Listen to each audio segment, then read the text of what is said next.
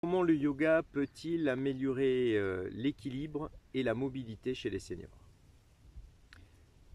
Le yoga par la mise en mouvement du corps, la mise en mouvement juste du corps, va permettre à la personne senior de retrouver ses appuis.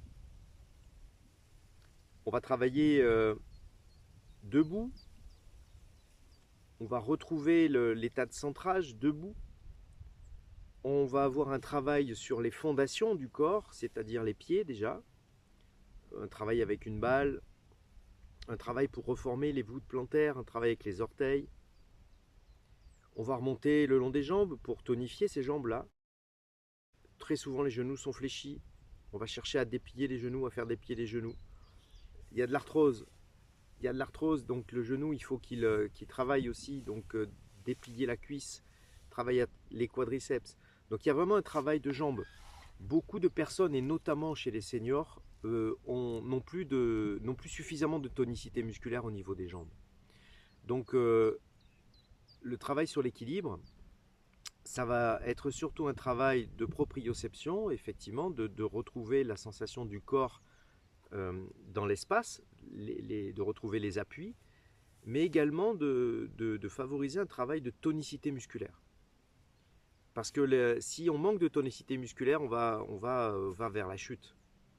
Et la chute peut avoir des conséquences assez dramatiques pour les seniors, d'immobilisation, de manque de mobilité, d'hospitalisation, etc., etc. Donc ce travail, on va dire, des pieds jusqu'à la tête, on va commencer par vraiment travailler, avoir ce travail de jambes. Ce travail de jambes qui aura une incidence de toute manière dans le haut du corps, puisque ce sont les jambes, la structure portante, ce sont les jambes qui soutient la structure portée qui est celle du haut du corps. Avec tous les bienfaits, toutes les conséquences associées, c'est-à-dire une détente aussi sur le haut du corps, au niveau notamment des épaules, de la ceinture scapulaire, et puis au niveau des cervicales, évidemment, une détente aussi au niveau mental. Une fois que la tonicité musculaire sera revenue, travailler un petit peu des ateliers d'équilibre, hein, à travers des obstacles que l'on mettra, franchissement d'obstacles, monter les escaliers, descendre les escaliers, les flexions de hanches. Voilà, tout ce travail qui viendra et qui sera complémentaire dans la mobilité.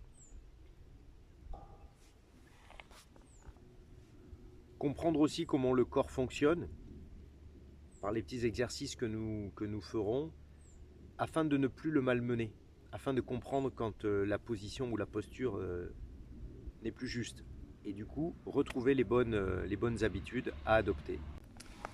Il est souvent question de perdre les mauvaises habitudes et de faire acquérir les bonnes habitudes.